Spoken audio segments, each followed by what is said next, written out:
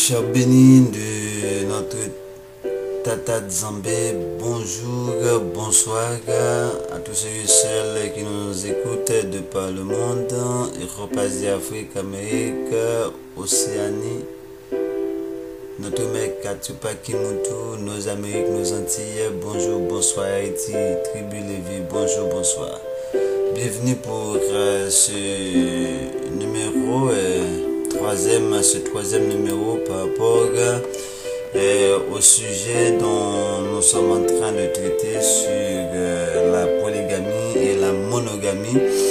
Donc merci pour tous ceux qui ont partagé leur avis et qui ont apporté le support, tout ça par rapport à ce message, et merci à ceux qui ont pris le temps de comprendre et ceux qui cherchent encore à comprendre, et même ceux qui commentent de manière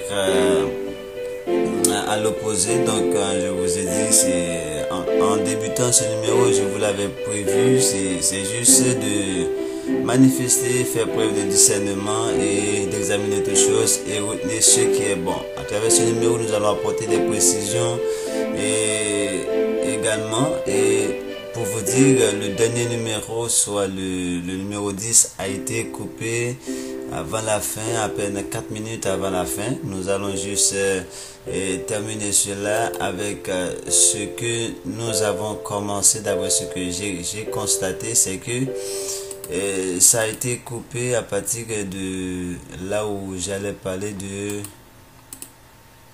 des statistiques sur le divorce qui concernent. J'allais prendre un statistique concernant la démographie aux États-Unis et en France, et c'est là qu'on parlait de qu'est-ce qui se cache derrière la monogamie. On a parlé de tas de choses, de l'irrégularité ou du moins l'irresponsabilité conjugale. On a parlé de l'accès ouvert à l'avortement, à la stérilisation ou même à ce qu'on appelle à la contraception. On a parlé de la perversion, de tout et de la prostitution. Et pour vous montrer l'impact que ça a eu tellement de parler de la monogamie dans le système occidental, qui est prôné notamment par ces deux pays principaux qui sont responsables, pour dire, de ce qu'on appelle du système occidental de nos jours. C'est bien les États-Unis et la France. Dit États-Unis, c'est comme l'Angleterre qui dirige le monde à travers les États-Unis, principalement. Donc nous vous avons dit que les États-Unis,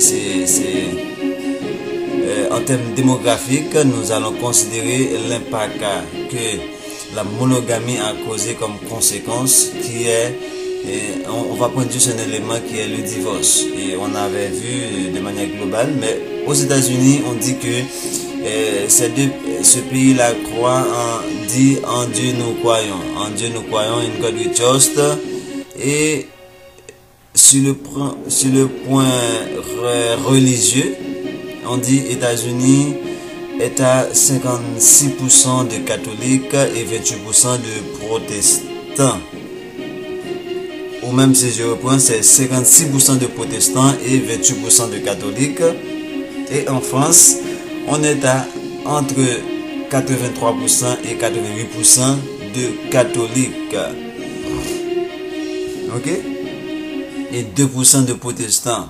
Ça donne en total près de 90% chrétiens. Donc, et si on prend pour États-Unis, c'est 26 plus 28, ça donne carrément 84 à 85%, c'est chrétien. Mais comment le taux de divorce là-bas? On dit que le taux de mariage d'abord sur une population de 1000 habitants comme échantillon, ok, c'est 7,5, et pour la France c'est 5,1. Ça c'est pour le mariage. Et pour le divorce, ça veut dire pour les États-Unis, sur 7,5 personnes qui se marient, il y a 3,8 qui sont divorcés. Plus de 50%. Et en France, on dit sur 5,1, il y a 2 qui sont divorcés. Maintenant, nous allons voir plus loin avec la France. Donc c'est pour vous montrer ces deux pays qui nous prônent, qui nous imposent le christianisme, qui nous imposent la monogamie. Regardez bien qu'est-ce que ça fait chez eux. Okay? Les gens ne veulent pas rester ensemble. Et je vous ai dit, ça va causer quoi? C'est que ces personnes qui vont divorcer ne vont pas rester comme ça. Ils vont se remarier. Ils vont même pas se remarier. Pour la plupart, ils vont aller vivre en ce qu'on avait vu, conjoint de fait ou de la débauche même. Donc c'est ça la conséquence de la monogamie. Or, si ces gens étaient là maintenant, ils vont avoir des relations irresponsables de manière conjugale. Or, si c'était la polygamie, donc ces femmes auraient été protégées, ces enfants auraient été protégés. Voilà, c'est juste pour vous montrer une statistique. On dit en France particulièrement, sur 2 personnes qui se marient, il y a un divorce. Ok? Donc ça, c'est les dernières statistiques. Et voilà pourquoi nous allons étudier ce tableau avec vous, qui concerne notamment la France. Okay? D'après les estimations de population et statistiques de l'état civil de l'INSEE, ça c'est la France, le taux de divorce en France, ok, en 2013 était de 52,37%. Ok, et ce taux avait même atteint un pic en 2011 avec 56,15%. Voilà ces pays qui nous parlent de quoi? De monogamie, qui nous imposent la monogamie. Vous voyez, on dit que en 2013 le taux était à 52%. Et en 2011, notamment, ça avait atteint son pic, qui n'était autre que 56%. Voilà, parce qu'il y avait, en 2011, il y avait 132 000 mariages, 132 000, ça c'est pour le divorce. Il y avait pour le mariage 236 826 mariages. Et sur ces 236 826 mariages, il y avait 132 977 divorcés. Près de 56,15%. Voilà ces pays à 90% chrétiens. Mais de quelle monogamie vous me parlez? Qu'est-ce que l'Église peut nous enseigner? Voilà pourquoi nous disons, ces gens-là sont ceux qui disent et qui ne font pas. Ils lient de l'eau fado et mettent sur les épaules des gens, mais eux-mêmes, ils ne veulent même pas les remuer du doigt. Donc alors, à vous d'en juger. Donc, maintenant, pour notre numéro du jour. Notre numéro du jour, nous avons dit, nous allons voir. Maintenant, la polygamie, une institution bien structurée, bien organisée dans les sociétés de Katiopa. Pour vous permettre de mieux vous familier, je vous dis Katiopa, c'est pour parler de l'Afrique. Donc c'est la polygamie, une institution bien structurée dans les sociétés africaines. Nous allons pas rencontrer dans la Bible. En abordant ce numéro qui concerne l'Afrique, vous-même vous allez juger. Vous allez juger avant même d'entrer dans la Bible. C'est sûr que vous avez déjà une certaine idée, ou du moins vous avez une petite connaissance de l'approche biblique, même si vous n'en savez pas trop ou même en profondeur. Mais vous allez voir la comparaison vous-même, vous allez en juger vous-même que cette pratique africaine, cette pratique en terre de Katiopa, par rapport à ce que la Bible nous enseigne, vous allez faire la comparaison entre la polygamie et la monogamie pour voir Qu'est-ce qui est beaucoup plus proche de la loi? Qu'est-ce qui est de la loi de Moïse? Qu'est-ce qui est beaucoup plus proche de la parole de Nzambé? Qu'est-ce qui est beaucoup plus proche de la Bible? Je vous prends juste un passage. C'est pas que on va entrer dans la Bible maintenant. On va parler de la polygamie en terre d'Afrique. Mais c'est pour vous montrer. C'est pour vous montrer que cette terre-là, c'est cette terre-là que la Bible traite. En Deutéronome 21, il a dit, si un homme qui a deux femmes aime l'une et n'aime pas l'autre, et s'il en a des fils dont le premier-né soit de la femme qu'il n'aime pas, il ne pourra point, quand il partagera son bien entre ses fils, reconnaître comme premier-né le fils de celle qu'il aime, à la place du fils de celle qu'il n'aime pas, et qui est le premier-né.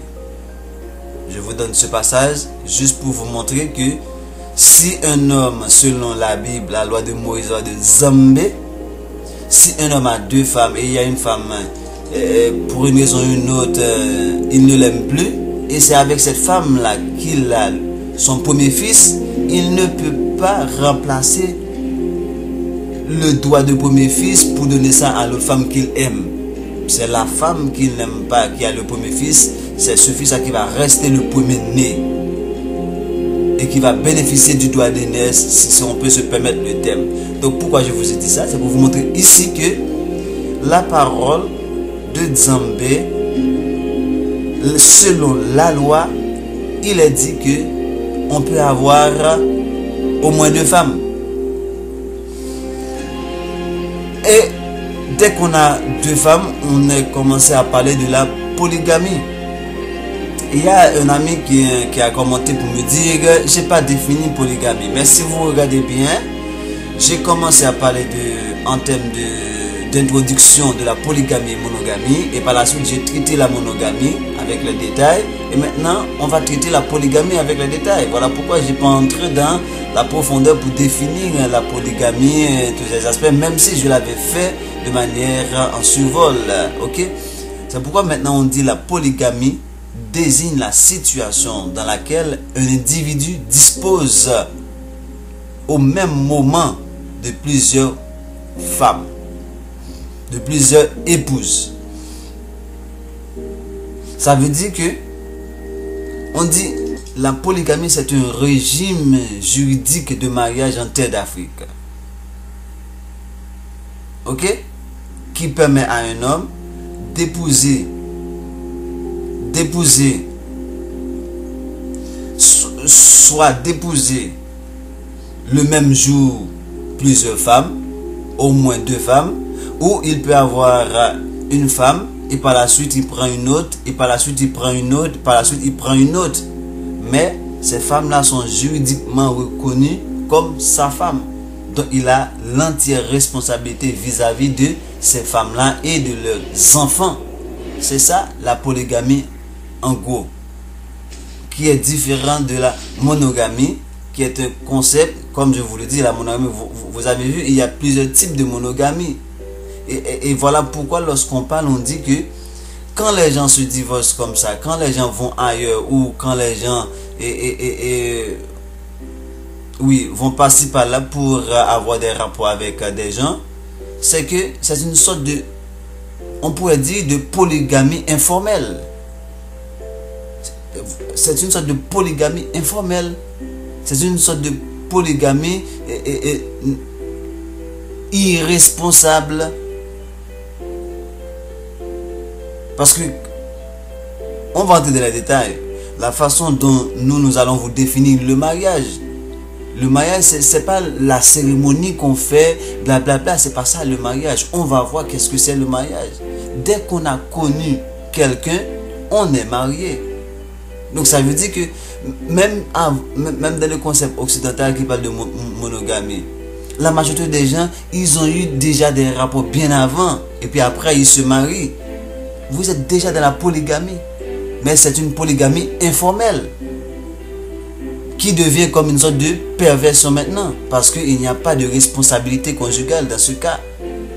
C'est dans ce sens qu'on parle de prostitution, débauche et même perversion.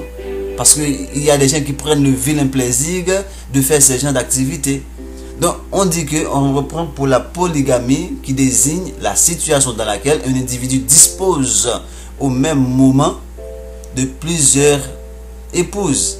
Pour une femme ayant plusieurs hommes, on parle également de polyandrie. Pour un homme ayant plusieurs femmes, on parle de polygynie. Quand deux ou plusieurs hommes ont une relation sexuelle exclusive avec une ou deux femmes, on parle de polygynandrie. Ok? Maintenant, on dit la polygamie est spécifiquement associée à l'homme.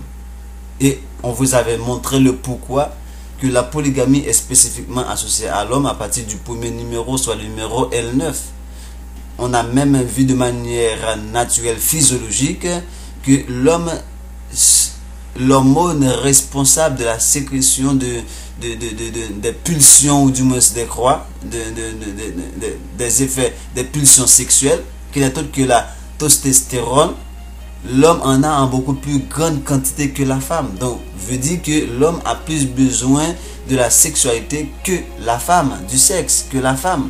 Et on avait vu d'autres raisons qui fait que maintenant, de manière naturelle, l'homme est créé polygame. Du simple fait que la femme, arrivée à certaines périodes où elle doit produire, l'homme a les semences. Il peut mettre les semences dans plusieurs terres. C'est comme quelqu'un qui a plusieurs terrains. Il peut travailler la terre, aller mettre des semences ici, aller mettre des semences ici. Et rappelez-vous, je vais vous dire quelque chose de fort ici. Je vais vous dire quelque chose de fort. Dans l'agriculture, selon les Écritures, on ne peut pas cultiver deux types de semences différents. On ne peut pas cultiver deux types de semences différentes. Soit planter du maïs avec de la patate. On ne peut pas faire cela. C'est interdit. Ça veut dire, dans chaque terre, on met une semence. Donc ça veut dire le cultivateur, s'il a plusieurs terrains, par-ci par-là, il peut aller les cultiver. Un à un, ils mettent des semences. Il en a deux mêmes. La femme, je vous le dis, c'est comme la terre. Donc une femme ne peut prendre qu'une semence. Mais l'homme a plusieurs semences. Il peut donner ça à tant de femmes qu'il peut. Parce que la femme, dès qu'elle est enceinte, s'intéresse moins au sexe. Il y a d'autres choses qui se développent dans son corps qui fait diminuer son taux de testostérone, ses pulsions sexuelles ont diminué. Voilà pourquoi la polygamie, l'homme maintenant, dans ces conditions, il a besoin, parce qu'il a le testostérone qui sécrète ces hormones, qu'il pousse maintenant à la sexualité. Maintenant, si sa femme n'est pas capable par rapport à cela, il doit trouver d'autres terres, d'autres terrains pour la production, pour la reproduction. Parce que c'est quoi le but de la sexualité? C'est la reproduction. On va voir cela. Donc, maintenant on dit que la polygamie est plus spécifiquement associée à l'homme. Selon les démographes et les ethnologues, près de 85% des sociétés connues et étudiées sont polygames de droit. Et parmi elles, seulement 1% sont polyandres. C'est ça qu'on vous avait dit. La monogamie maintenant, dès que vous avez d'autres rapports ailleurs, ou soit par le divorce, on a eu d'autres femmes, il devient une sorte de polygamie de fait. Vous êtes dans la polygamie de fait, même si vous n'avez pas en même temps plusieurs femmes en même temps, mais ça arrive également que les gens ont des femmes par-ci par-là, ils couchent avec des femmes par-ci par-là. Ça, c'est de la polygamie, mais c'est de la polygamie de fait, informelle et non de droit. Ok? Néanmoins, au sein des sociétés majoritairement polygyniques, de 60 à 80% des foyers sont monogames de fait. Vous voyez? Ils sont monogames de fait et non de droit. Droit, ça veut dire c'est de manière juridique, c'est de manière responsable. De fait, ça peut être de manière légèrement responsable, parce que dès que c'est de fait, l'homme peut partir, aller partir, laisser la femme avec des enfants, blablabla. On a connu tout ce genre de situation. Moi, je suis un enfant né de cette union-là. Je n'ai jamais connu mon père. Donc, je suis né dans une situation de monogamie de fait. Mais c'est une sorte de polygamie parce que ma mère a connu plusieurs hommes. Parce qu'on est deux frères de pères différents. N'est-ce pas la polygamie? Mais c'est une polygamie, une sorte de polygamie de fait. Et chez la femme, on dit c'est polyandrie.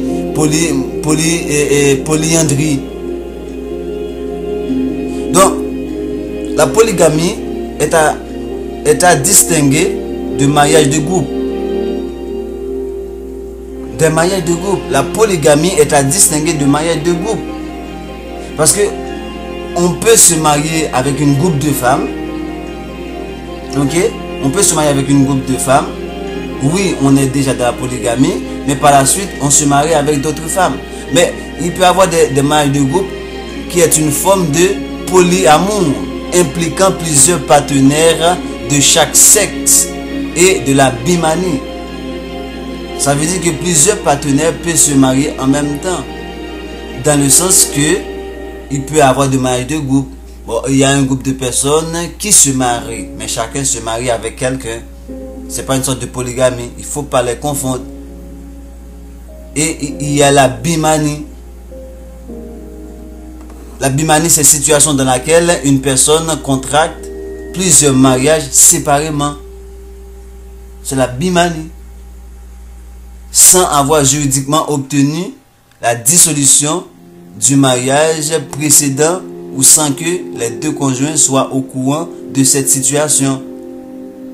Ça veut dire que ce n'est pas la polygamie. Parce qu'il n'y a pas de responsabilité. C'est la bimanie. C'est quelqu'un qui se marie, par exemple, au Canada, et puis il arrive en Haïti, il marie une autre femme, sans que cette femme ne sait rien, ok? Ne sache rien de son premier mariage. Ça, c'est la bigamie.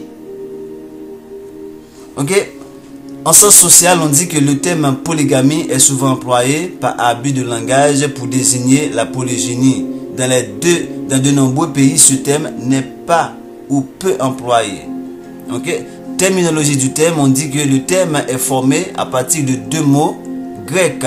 Parce qu'on est dans la civilisation grecque, je vous le dis, civilisation grecque qui a pour fondement, qui a pour père la civilisation égyptienne, l'Afrique, chez nous. Thalès, Pythagore, tout ça, ils sont étudiés en Égypte. Point bas, allez faire des recherches. On dit ces deux mots grecs qui c'est polis, qui signifie plusieurs, et gamos, qui signifie mariage. Donc, pour cette raison, le terme peut désigner indifféremment le fait d'avoir plusieurs maris ou plusieurs femmes. D'où les termes polyandrie pour la femme et polygynie pour les hommes qui sont donc étymologiquement et sémantiquement incorrects parce qu'en général on peut juste dire polygamie pour les deux. Donc ça c'était mise en contexte par rapport à notre sujet du jour où nous allons traiter la polygamie, une institution bien structurée, bien organisée dans les sociétés africaines, dans les sociétés de Katiopa. Vue traditionnelle de la polygamie en Afrique, en Katiopa. La polygamie est une pratique conjugale soutenue par la loi de Nzambe, ça veut dire la loi de Moïse, que de nos jours on parle de la Bible, et également du Coran pour le monde musulman. Ces livres autorisent, par exemple, le Coran autorise jusqu'à 4 épouses en recommandant de les traiter équitablement. Mais la Bible va jusqu'à 1000 parce qu'on a connu le cas de Salomon. On peut dire que la Bible a connu jusqu'à 1000. C'est moi qui ai ajouté cela. Mais dans le Coran, on peut aller jusqu'à 4 femmes. Le christianisme est arrivé avec sa philosophie occidentale basée sur le concept égocentrique ou ethnocentrique sous l'appellation mono, comme on avait vu, monogamie, monopole, et tout est mono pour eux. C'est l'égocentrisme. Ok? Donc on dit qu'il n'autorise qu'une seule femme, qu'un seul homme en mariage juridiquement. Donc, pour une population essentiellement paysanne, on pourrait penser que c'est le besoin d'une main-d'œuvre abondante qui pousse les hommes à prendre plusieurs femmes pour avoir beaucoup d'enfants. Pourquoi? Parce que les femmes peuvent aider au travail, à l'agriculture et les enfants.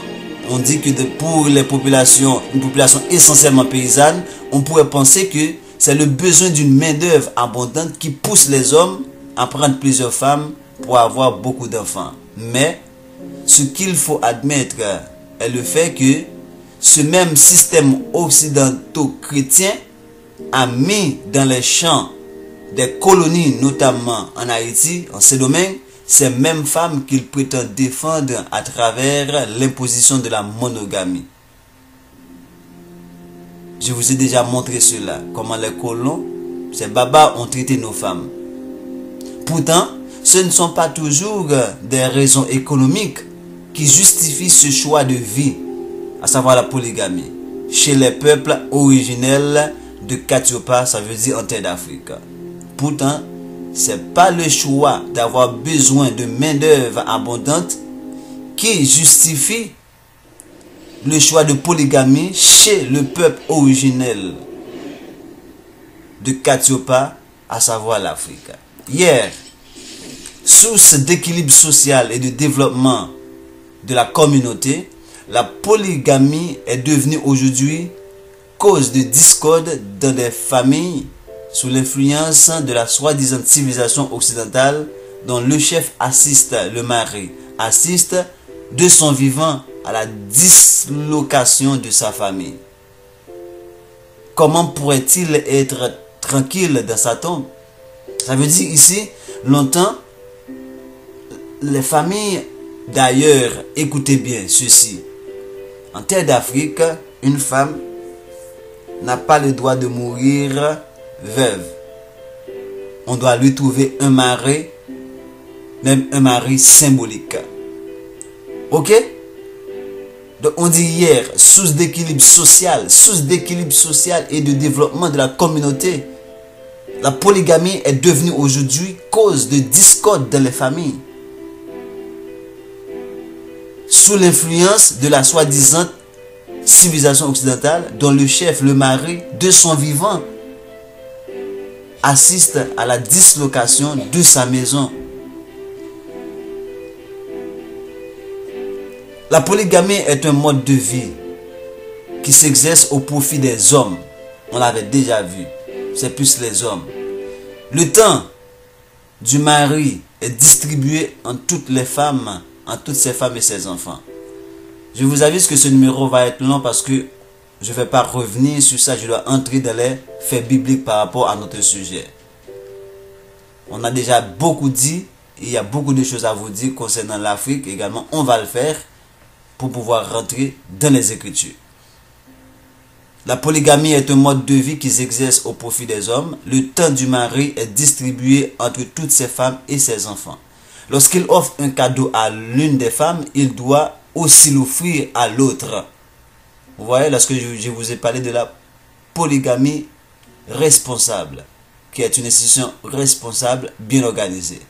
Certaines coépouses habitent sous le même toit. Il est donc nécessaire qu'elles sympathisent, sinon l'ambiance devient vite inévitable, invivable, disons mieux. D'autres demeurent à des kilomètres l'une de l'autre et l'homme fait la navette entre elles. La motivation du polygamie varie. Ou du moins, c'est la raison d'être, oui, de la polygamie, ça varie. Ça varie. Ok? Il y a des raisons pour lesquelles on prend plusieurs femmes. C'est pas juste que pour le plaisir. Non, c'est pas juste pour le plaisir. On dit certains, vu l'âge avancé de leur première épouse, ressentent le désir d'avoir une nouvelle conjointe plus jeune. Et je vous le dis, c'est le cas de David qui dans ces derniers jours, avait une femme de 18 ans.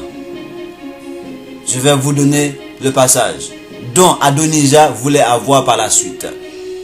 Vous voyez déjà toutes les ressemblances. Hein? On est commencé à entrer dans le cœur même de cette réalité. On dit certains vu l'âge avancé de leur première épouse, ressentent le désir d'avoir une nouvelle conjointe plus jeune.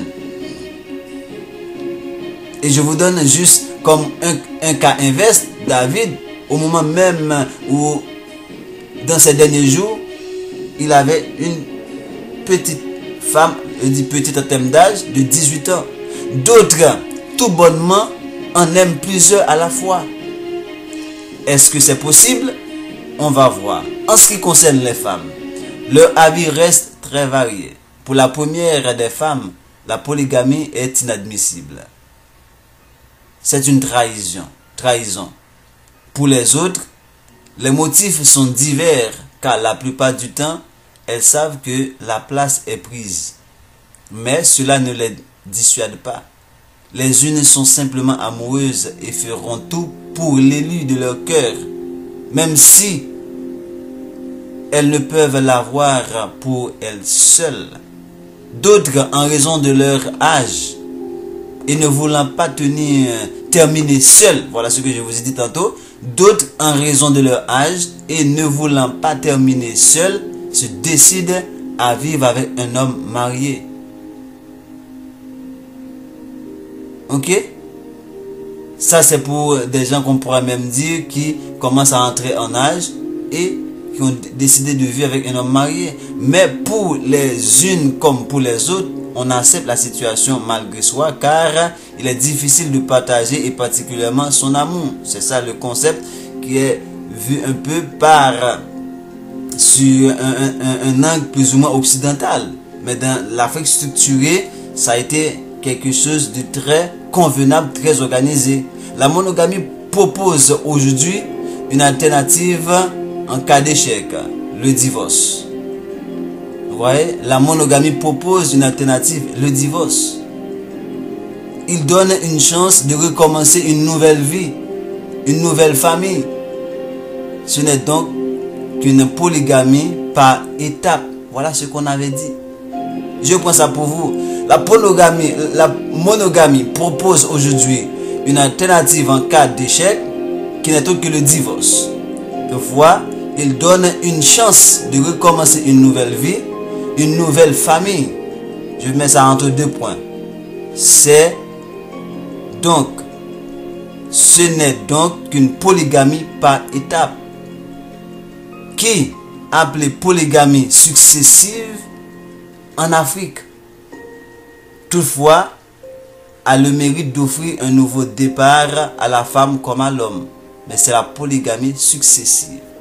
Dès que vous êtes divorcé pour aller se remarier, c'est la polygamie successive.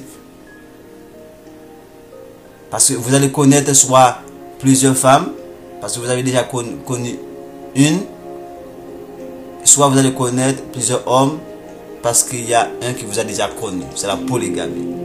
Point barre. C'est ça l'alternative que l'Occident vous offre par rapport à cet état de fait. C'est le divorce. Voilà pourquoi, comme je viens de vous montrer, le taux de divorce est aussi élevé en Occident.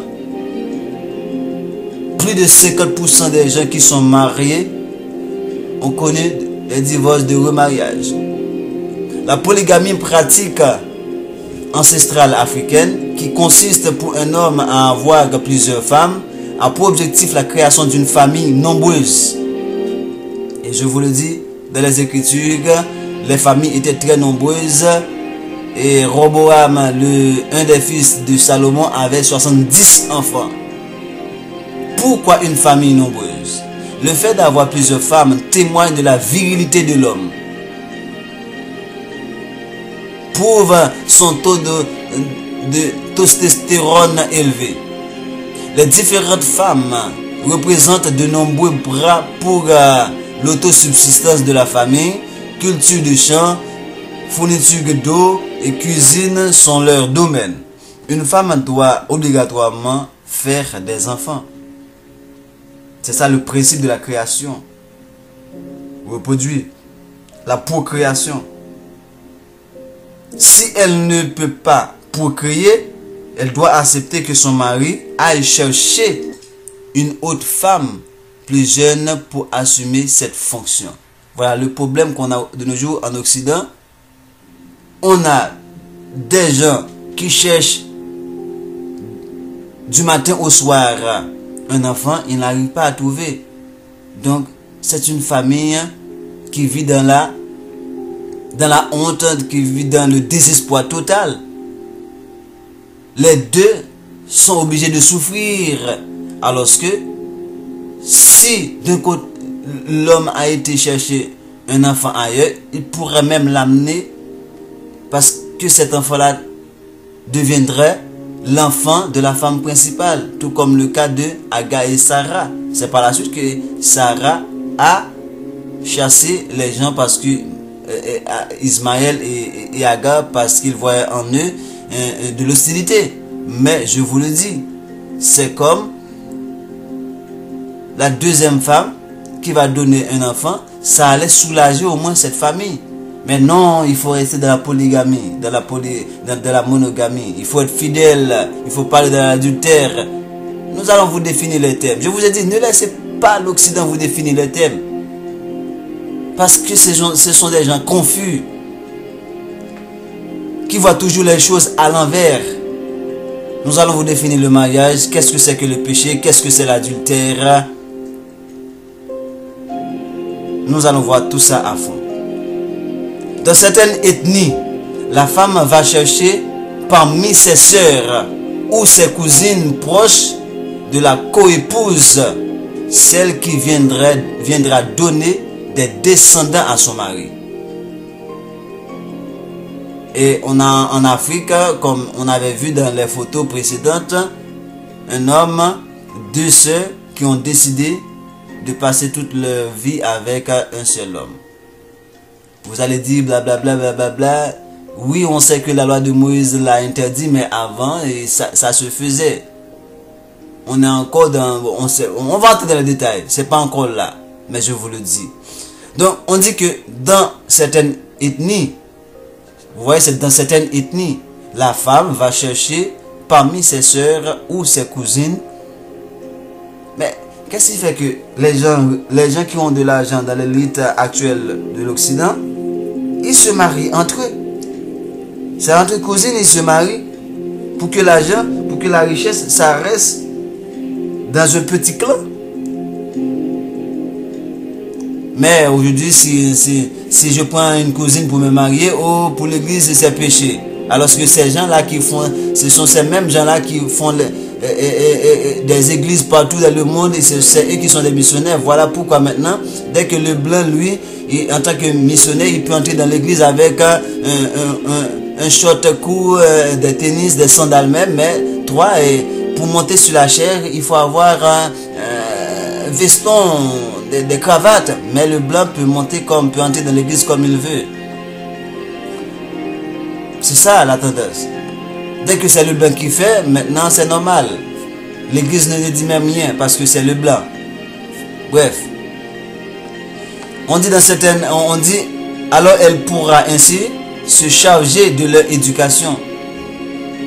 Dans certaines ethnies, la femme va chercher parmi ses sœurs ou ses cousines proches de la coépouse, celle qui viendra donner des descendants à son mari. Elle pourra ainsi se charger de leur éducation. Ce choix de la femme au sein de sa propre famille a pour but d'empêcher le mari d'aller chercher dans une famille qui lui est extérieure. C'est ça que pratique l'élite mondiale qui font la mainmise sur la fortune mondiale. C'est ça qu'ils font. Elle conserve alors ainsi l'intégralité de la richesse ou du patrimoine de son mari et évite le morcellement ou le partage avec une autre famille que la sienne. Et ce principe, il est également dans les Écritures. On va les voir. Le fait de ne pas aller prendre dans les autres tribus pour que la part des tribus ne se diminue et ne s'augmente pas au détriment, soit au profit au détriment d'une autre tribu. C'est dans les Écritures d'un nombre. On va les voir.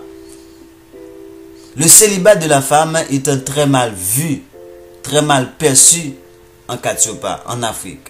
La polygamie pourrait signifier pour celui qui la pratique et certains adeptes la mise de la femme à l'abri de la débauche. Même la Bible va dire que la femme se marie pour éviter la débauche, que les jeunes se marient pour éviter la débauche. Et bien voilà ce que propose la société africaine. L'autre objectif de la polygamie, c'est la procréation de nombreux enfants. Dans une Afrique où les systèmes modernes de protection sociale n'existent pas, avoir plusieurs enfants, c'était assurer ses vieux jours, une retraite garantie, car si la plupart des enfants réussissent, ils reprennent à charge une partie de leur fratrie. C'est souvent les plus jeunes. Ils aident leur père à l'entretien du reste de la famille. Les aînés soulagent ainsi le père de la charge des plus jeunes. Il s'agit d'une véritable solidarité familiale. Ça, c'est un concept actuel. C'est pas dans l'Afrique antique. C'est pas dans les sociétés antiques primitives. Ça, c'est après la colonisation que cela est vu sous cet angle-là. Depuis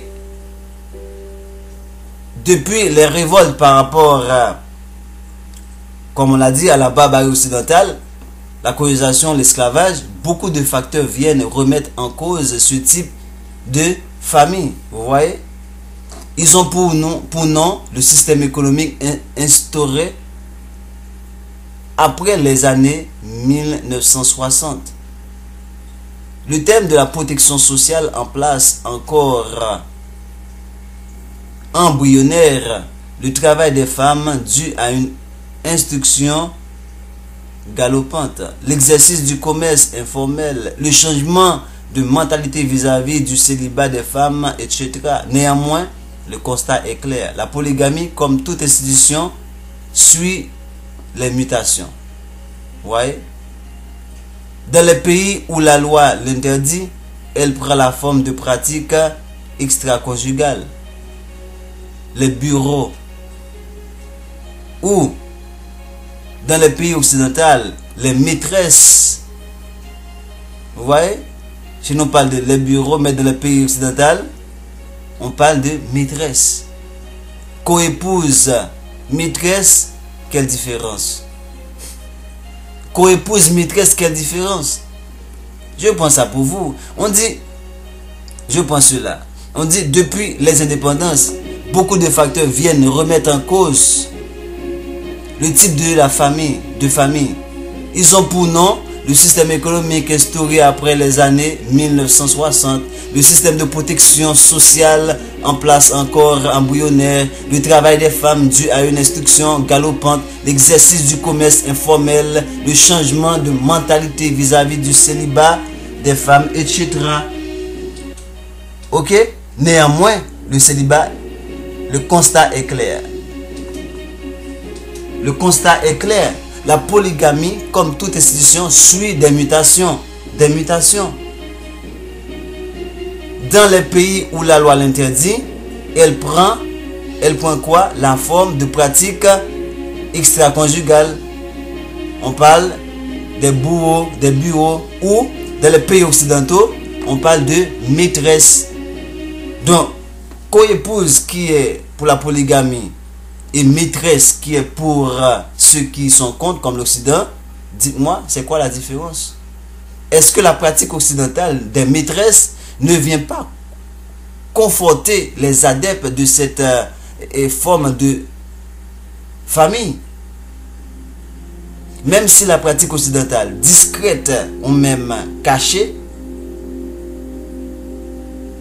mais hypocrite en même temps, n'en constitue pas moins une relation d'homme avec deux ou plusieurs femmes. Cela signifierait-il que de telles pratiques ont de beaux jours devant elles? Ça veut dire que ça va toujours exister, la polygamie. Parce qu'avec la monogamie, ça donne lieu à des maîtresses. À des maîtresses. La polygamie a beaucoup évolué avec la mutation des sociétés africaines. Un certain nombre de changements se produisent au sein des familles. Avec l'accentuation des difficultés économiques, l'aspiration à une famille de taille élevée diminue. La solidarité familiale étant la clé de voûte de la société malienne. Plus la taille de la famille est grande, plus ceux qui réussissent à s'en sortir ont des contraintes et des obligations envers ses membres. Cependant, abandonner la polygamie suppose un autre fonctionnement de la société et une remise en cause du pouvoir des hommes sur les femmes. Ce système matrimonial, en effet, est sorte d'inégalité. Il donne plus de droits à l'homme qu'à la femme. Plus de pouvoir aux riches qu'aux pauvres qui pourraient avoir plusieurs femmes et tirer profit de leur travail et de celui de leurs enfants, surtout à la campagne. Ce que l'Occident vient d'imposer, la mutation que l'Occident vient de créer par rapport à ce système polygamique africain,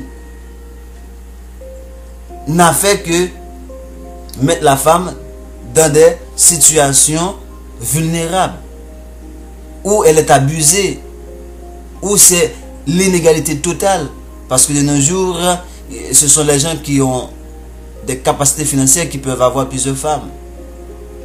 Et ceux qui ne peuvent pas avoir plusieurs femmes de manière responsable, ils vont avoir des maîtresses, ils vont avoir des rapports ailleurs. Donc la femme va être victime maintenant. Voilà pourquoi on voit que le taux de divorce était, le taux d'avortement, de stérilisation, qui vont avoir des effets secondaires. La femme qui est la victime, la principale victime de cette barbarie occidentale qui nous impose à travers l'église, à travers le christianisme, une sorte de prostitution voilée qui n'est autre que la polygamie, que la monogamie, je m'excuse. La monogamie, c'est une prostitution voilée.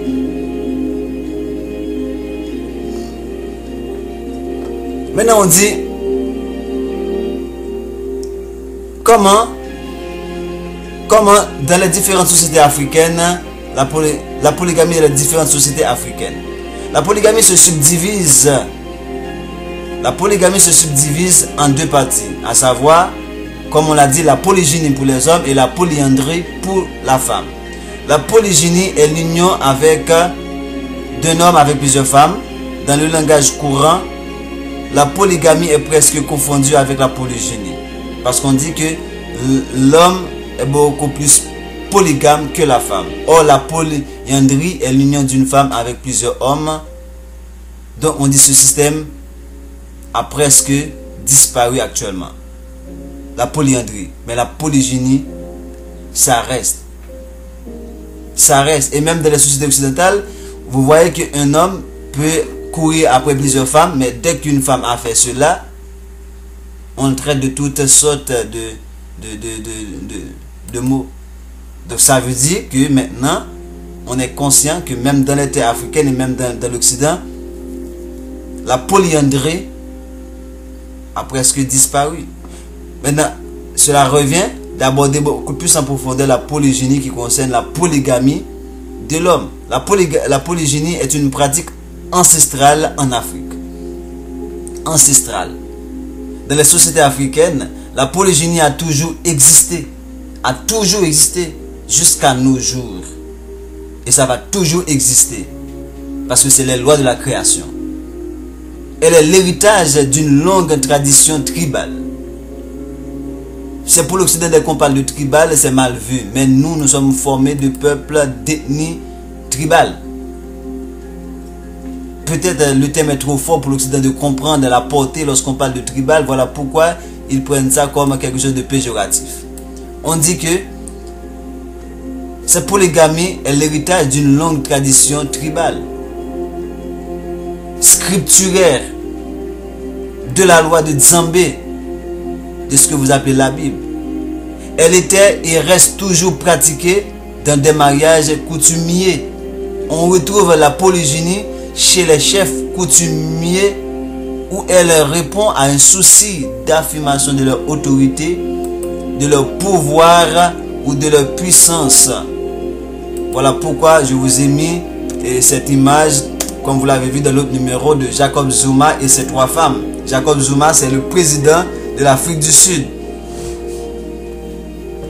Dans certains pays, elle est profondément ancrée dans le principe de vie des habitants, qu'elle subsiste même aujourd'hui.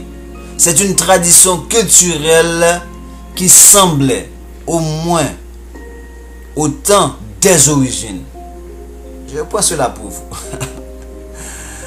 On dit dans certains pays, la polygamie est profondément ancrée dans le principe de vie des habitants, qu'elle subsiste même aujourd'hui.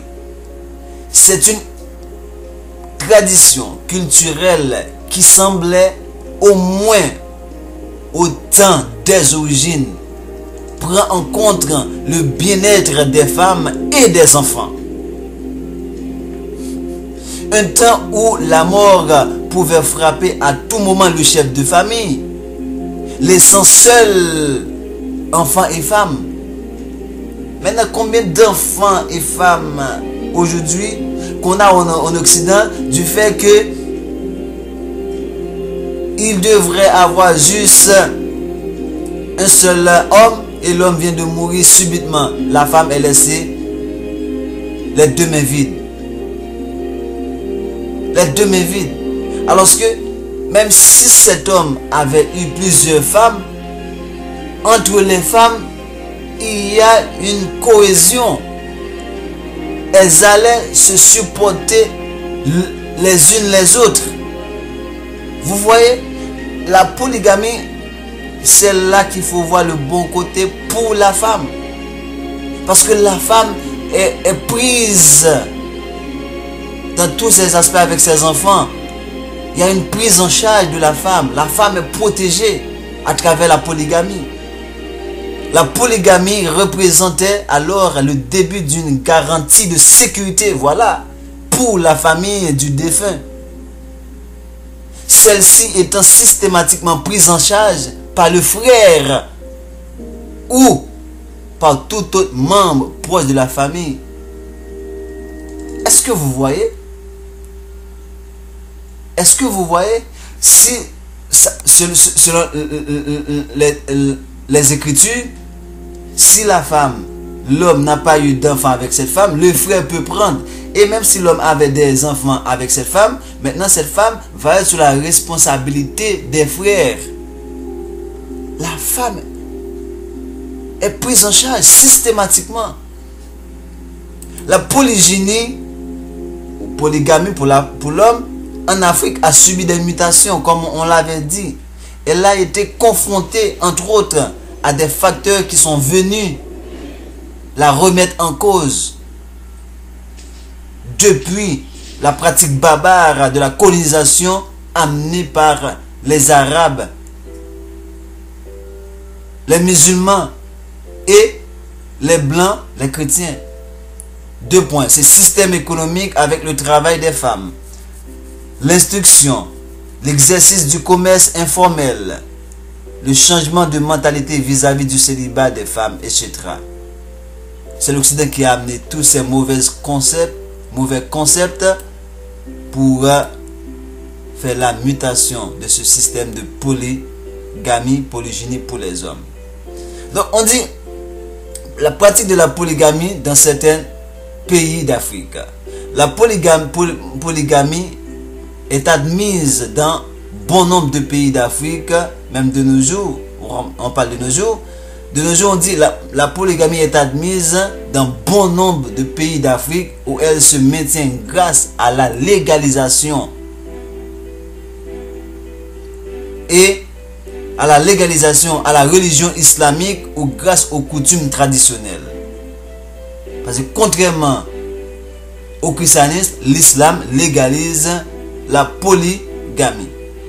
Et il y a les traditions, les coutumes traditionnelles d'Afrique qui restent et demeurent jusqu'à nos jours. En Afrique, avant la colonisation qui a introduit des lois écrites, tout était basé sur la coutume et les traditions orales ancestrales qui n'est autre que des pratiques orales ancrées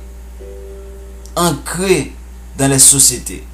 Si un grand-parent était polygame, ses descendants seront eux aussi polygames car c'était devenu une coutume. C'était ça la pratique ancestrale. Au Madagascar, dans la société malgache, la polygamie est basée sur une croyance populaire selon laquelle la femme est source et porteuse de vie. C'est ça que je vous ai dit. La femme, c'est la vie. C'est comme la terre. Tout comme on peut cultiver plusieurs terres en même temps, on peut mettre de la semence dans plusieurs terres en même temps, on peut mettre de la semence de l'homme dans plusieurs femmes en même temps. Voilà pourquoi les gens dans le temps des Écritures, votre Bible là même vous dit que des gens avaient 30 enfants, 70 enfants. C'était pas pour une seule mère. C'était pas dans une seule terre humaine. C'était dans plusieurs terres qu'ils ont mis ça, ça veut dire dans plusieurs femmes. De quoi vous me parlez? Dans la société malgache, la polygamie est basée sur une croyance populaire selon laquelle la femme est source et porteuse de vie. Par conséquent, plus il y a de sources de vie dans un groupe, plus la vie du groupe peut se développer. C'est normal. Multiplier la source pour élargir la vie du groupe, c'est la philosophie de la polygamie. Ça belle, hein? Multiplier la source pour élargir la vie du groupe, c'est la philosophie de la polygamie. Voilà la philosophie de la polygamie.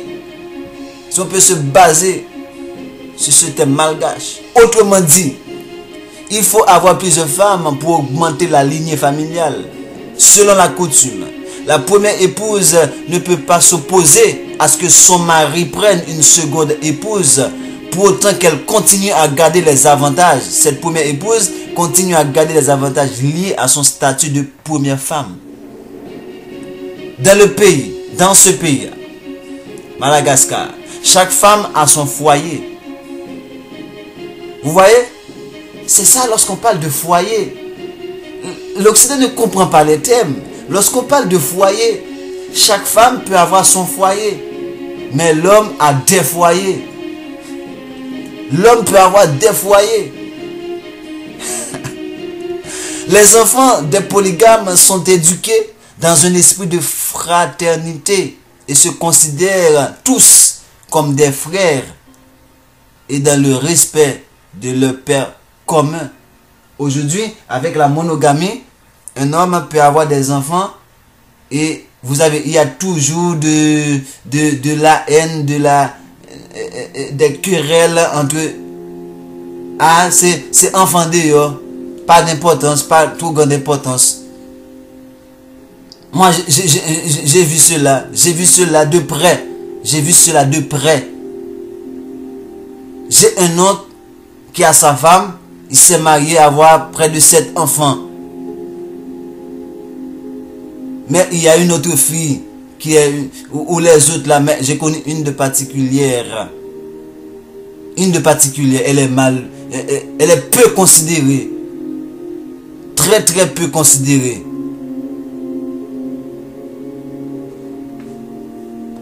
Alors ce qu'on dit que l'éducation se fait dans un esprit de fraternité et ils se considèrent tous comme des frères et dans le respect de leur père commun. Dans le sud de Madagascar, seul le roi pourrait être monogame jusqu'à 12 épouses.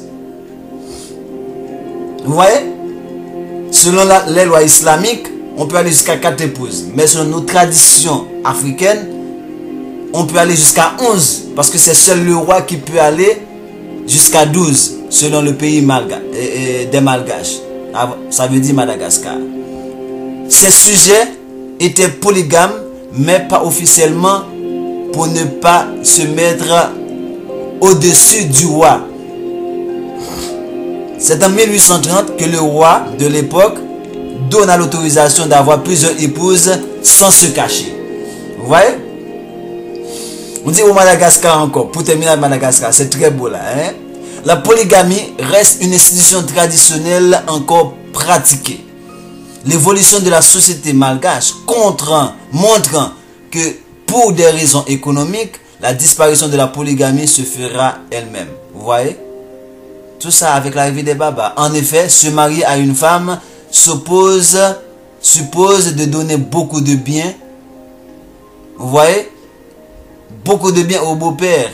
De façon que la polygamie reste presque l'affaire des riches chefs coutumiers. Ça veut dire qu'il faut avoir maintenant beaucoup de capacités financières. Alors que dans les sociétés africaines, si je fais une petite correction par rapport à ce que j'avais dit avant dans les numéros d'avant, il n'est pas forcément, vous n'êtes pas censé obligé d'avoir une très grande capacité financière pour avoir plusieurs femmes.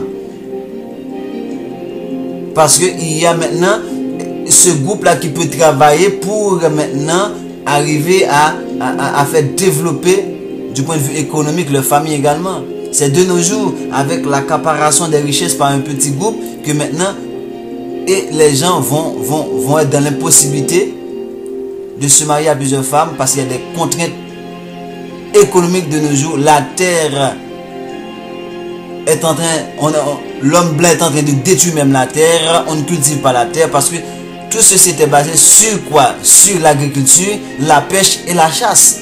Maintenant, ces pratiques-là sont persécutées, sont en train d'être dévalorisées par l'Occident. En outre, avec l'influence du christianisme et de la religion protestante, la polygamie est découragée et condamnée à la longue à disparaître. Vous voyez? En outre, avec l'influence du christianisme et de la religion protestante, notamment, la polygamie est découragée et condamnée à la longue à disparaître. Ça, c'était en Madagascar. Au Madagascar. On va voir au Rwanda. Selon l'abbé Alix Kagame, écrivain rwandais renommé, la polygamie était dans le vieux Rwanda moins étendue, moins pratiquée que la monogamie. Ok? Cet auteur distingue la polygamie simultanée et la polygamie successive. Dans le premier cas, la polygamie simultanée, un homme épouse deux femmes ou plus, tandis que dans le second cas, qui est la polygamie successive, un homme épouse une femme, se sépare d'elle et en prend une autre. C'est ça qui est pratiqué de nos jours en Occident à travers le divorce. La polygamie successive, je reprends cela pour vous. La polygamie simultanée était la plus pratiquée et avait des motifs variés. En prenant deux ou plusieurs femmes, l'homme agriculteur avait une main-d'œuvre pour déchiffrer les champs. Il avait par conséquent aussi de nombreux enfants qui constituaient une autre source de travail, mais également une protection car les garçons pouvaient défendre la famille en cas d'attaque, tandis que les filles élargissent la famille en se mariant. Vous voyez? Dans cette polygamie simultanée, qu'est-ce qu'on voit? On voit la capacité de développement économique de la famille, on voit l'élargissement de cette famille, on voit la protection de cette famille, et on voit, oui, l'élargissement de cette famille et la protection. Élargissement à travers les filles, la protection à travers les garçons, comme on l'avait vu, et la main-d'œuvre qui permet un développement économique. La polygamie était aussi une solution à la stérilité. Si la première femme était stérile, il fallait à tout prix chercher une femme pour avoir des enfants. et je vous le dis. Voyons comment les gens sont hypocrites en Occident, dans les églises des chrétiens. Je parle dans le cas d'Haïti, que je connais bien. En Haïti, près de 99% des pasteurs savent très bien, si un homme se marie avec une femme, et pour une raison ou une autre, des fois, il y a des cas exceptionnels où la femme a découvert que l'homme n'est pas viril. Ou pour une raison ou une autre, l'homme a découvert que la femme n'a pas d'orifice vaginal lui permettant de faire le sexe. Pour ces raisons-là, dès qu'il n'y a pas de pénétration, le mariage est dissous. Donc ça veut dire, vous comprenez d'où est-ce que je vais venir? Le mariage, c'est le rapport sexuel. Donc ça veut dire, ils reconnaissent que s'il y a ces genres de situations, il n'y a pas encore de mariage. Donc ça veut dire, on doit aller trouver quelqu'un d'autre. Donc maintenant, voilà, une femme stérile qui ne peut pas enfanter. Il y a des femmes stériles. Pourquoi je dois rester avec une femme stérile qui ne peut pas enfanter? Alors moi je ne dois pas enfanter le fait que la femme ne peut pas enfanter? C'est ridicule. C'est ridicule. Pourquoi me condamner si j'ai la capacité d'enfanter? Pourquoi ne pas aller chercher une femme pour enfanter? Et du bon sens quand même. Il arrivait également que l'homme épouse une seconde femme pour punir la première femme qui se montrait acariate et peu respectueuse et faisait des scènes de ménage fréquents. Oui, il y a des femmes qui sont très stupides, très mal éduquées, des femmes qui causent beaucoup de problèmes à l'homme. De ce fait, l'homme, soit pour punir la femme ou pour trouver d'autres sources d'harmonie également, peut aller prendre une autre femme. Ça, je parle de la société rwandaise. L'homme avait alors cherché refuge chez la seconde femme. Vous voyez ce que je viens de dire? Pour des raisons, pour des raisons spirituelles, un homme pouvait prendre une autre femme se demande. Là, on parle du concept religieux. On dit, du point de vue religieux, un homme pouvait prendre une autre femme. Ça, c'est dans la terre de Rwanda. Sur demande des oracles de devins. Pour des raisons magico-religieuses, un homme pouvait prendre une autre femme sur demande des oracles de divins. Ça, c'est toujours Alex Kagame, l'écrivain rwandais, qui parle. Il prenait la femme en l'honneur des esprits d'un des membres de la famille décédée. Quant à la polygamie, toujours selon Alex Kagame, quant à la polygamie successive, elle se reconnaît dans la famille royale. Le roi avait 5 ou 6 femmes à la fois, qu'il abandonnait quelques années plus tard et en prenait d'autres, de nouvelles recrues, mais il ne répudiait pas les premières. Sauf rarement l'une ou l'autre qui lui déplaisait particulièrement, il les abandonnait simplement, c'est-à-dire qu'il n'avait plus de relation conjugale avec elle. Quelquefois, il faisait cadeau à l'une ou l'autre. Il faisait cadeau de l'une ou l'autre à l'un de ses chefs favoris. Le dernier roi du Rwanda, Yui Musinga, a eu successivement 12 femmes, dont il a eu 24 enfants, mais il n'en avait simultanément que 4 ou 5. D'une manière générale, dans le Rwanda ancien, il n'y a qu'une petite polygamie contrairement aux autres pays de la région des Grands Lacs. La région des Grands Lacs, c'est l'Afrique centrale. Jusqu'en Afrique de l'Est. L'Afrique centrale, dès qu'on parle d'Afrique centrale, on parle de l'Afrique de l'Ouest jusqu'en Afrique de l'Est. Ok, on dit, parmi les pays des Grands Lacs, ce n'est qu'en Rwanda, il y avait une petite polygamie. Ça veut dire que la polygamie était répandue dans tous les autres pays du Grand Lac et on va voir. On entend par petite polygamie 2 ou 3 femmes. Vous voyez, au maximum, vous voyez, 4 mariés à un homme. Au maximum 4 mariés à un homme. Tandis que la grande polygamie, on peut aller jusqu'à 10, 20, 30, 40, 50 pour un homme.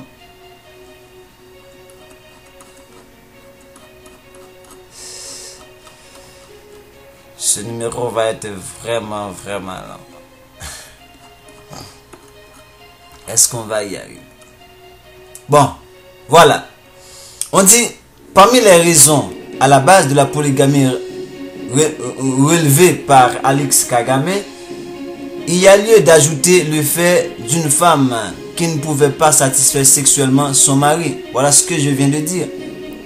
Pour diverses raisons ou la recherche par celui-ci du plaisir varié. La mort d'un père polygame entraînait la récupération de ces femmes jeunes par son fils désigné comme son successeur. Voilà le cadre de la Bible où, je vous le dis, David, au dernier instant de sa vie, a eu une jeune femme de 18 ans. Et à la mort de David, son fils Adonijah voulait avoir cette femme-là. De quoi vous me parlez? Vous pensez que c'est vous qui avez la vérité alors que tout ce qui se fait en Afrique est conforme aux écritures que vous appelez la Bible? Alors que vous-même vous dites les choses et vous faites le contraire. Nous qui font ce que dit la Bible, vous nous traitez de diaboliques, de toutes sortes, de païens, de toutes sortes. Vous allez voir qui est païen. Vous allez voir. Je vous prends ceci pour vous. Parce que finalement, ce numéro je vais avoir comme 2 numéros avec. Parce que ça va être trop long. On dit, parmi les raisons, ok, qui poussent, parmi les raisons à la base de la polygamie révélée par Alex Kagame, il y a lieu d'ajouter le fait qu'une femme qui ne pouvait pas satisfaire sexuellement son mari pour diverses raisons ou la recherche par celui-ci du plaisir varié. La mort d'un père polygame entraînait la récupération de ces jeunes femmes, par son fils désigné comme son successeur. À la mort d'un frère marié, sa femme revenait à la famille.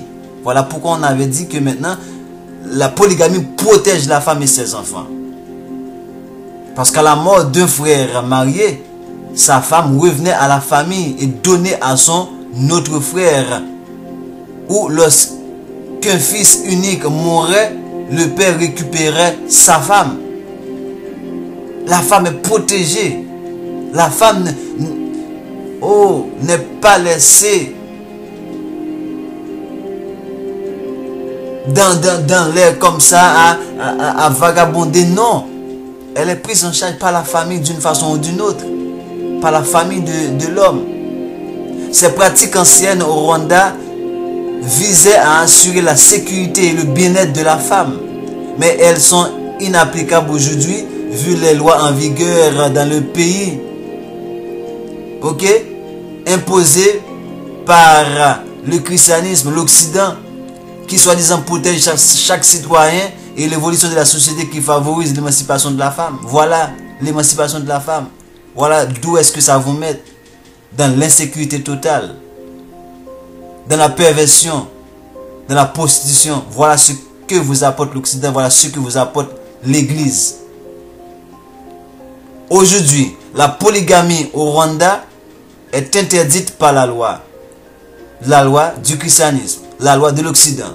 La Constitution en vigueur stipule dans son article 26, seul le mariage monogame civil entre un homme et une femme est reconnu, imposé par le christianisme.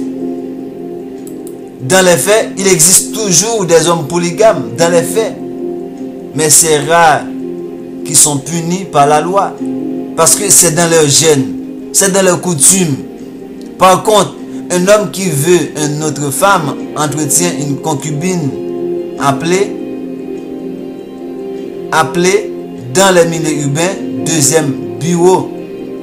Vous voyez, c'est là que vient le mot bureau.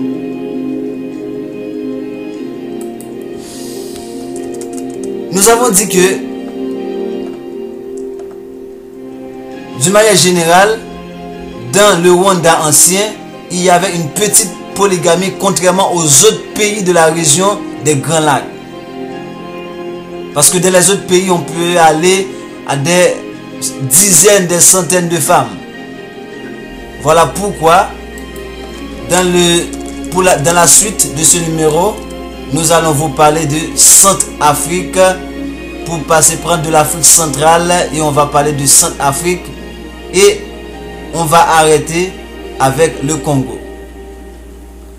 Et si vous voulez, à peine qu'il est 15, on va terminer avec le Centrafrique et on va faire un autre numéro spécial pour le Congo. Le Congo, parce que ce n'est pas n'importe quel pays. On va faire Centrafrique.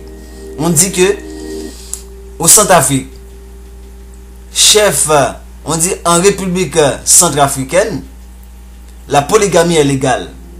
Un homme qui va se marier a, selon la loi, la possibilité de choisir entre la monogamie et la polygamie. Cette coutume tire son origine dans les habitudes séculaires qui admettent que l'homme soit uni à plusieurs femmes à la fois, avec l'obligation de consommer chacun des mariages, de procréer, de procurer aide, de procurer aide aux conjoints, de leur prêter assistance et secours, de cohabiter avec elles et de leur rester fidèles. De la polygamie, il y a la fidélité. L'homme ne peut pas aller ailleurs. Si l'homme veut prendre une autre femme, les autres femmes doivent être au courant. C'est des choses légales, connues. C'est pas en cachette. C'est pas dans le secret. C'est pas dans le vagabondage. C'est connu. C'est de la fidélité. La polygamie est une coutume qui est en train de changer à cause notamment des conditions socio-économiques qui se dégradent, mais également de l'arrivée des barbares européens avec le christianisme. En effet, avoir plusieurs femmes suppose de donner également une multitude de dots, ce qui devient un fardeau lourd à supporter.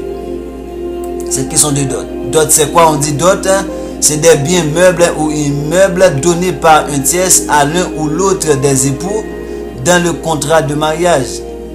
Bien qu'une femme apporte en se mariant un cours de dot chez les premiers Grecs, chez les peuples, chez de nombreux peuples, prix payé par le futur mari à la famille de la jeune fille. Bref, on dit que le recul de la polygamie tient également au fait que, après la pénétration des explorateurs barbares européens, l'homme blanc, et l'implantation consécutive des missionnaires, le christianisme dans le pays, la polygamie pour la première fois prêta le flanc à de vives critiques de la part de ceux-ci, les chrétiens, qui virent dans la monogamie l'une des vertus cardinales de la foi chrétienne. Quiconque veut accorder à Dieu, leur Dieu, par la voie de l'évangile,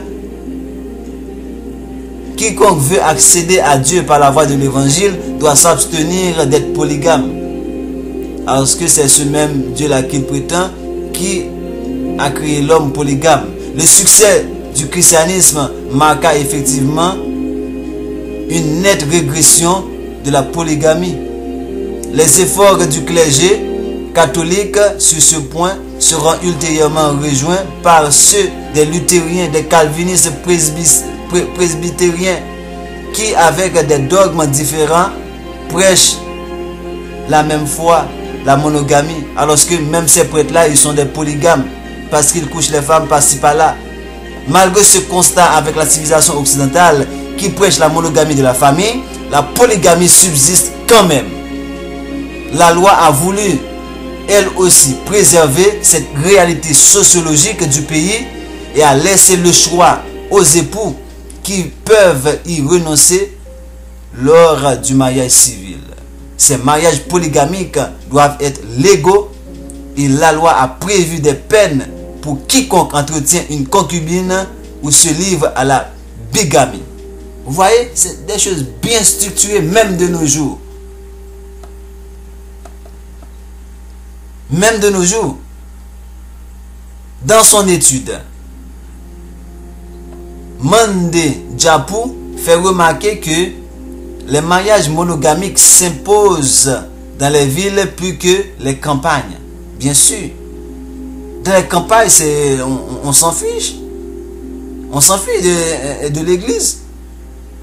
La raison est que les conditions de vie dans les cités urbaines sont difficiles et entretenir plus d'une femme devient impossible. Mais dans les campagnes, il y a encore des terres et la polygamie procure une main-d'œuvre gratuite. Et il y a des terres pour produire la capacité économique. Le recul est également observable chez ceux qui ont un certain degré, soit d'éducation occidentale, élevé, plus que chez les paysans qui ont une éducation basée sur la nature.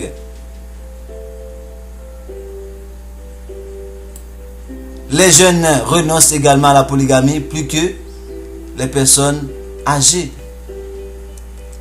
Ok?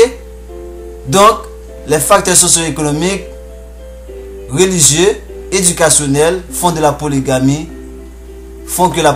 recule de plus en plus. Ça, c'est au Centrafrique qu'on appelle la République centrafricaine. Nous allons faire un dernier numéro parce que ça va être trop long pour vous parler de la polygamie au Congo et ses environs. Et nous allons prendre le cas de cette tribu qu'on appelle les Tetela. A très bientôt pour le prochain numéro. Soyez tous bénis à notre Tata Nzambe.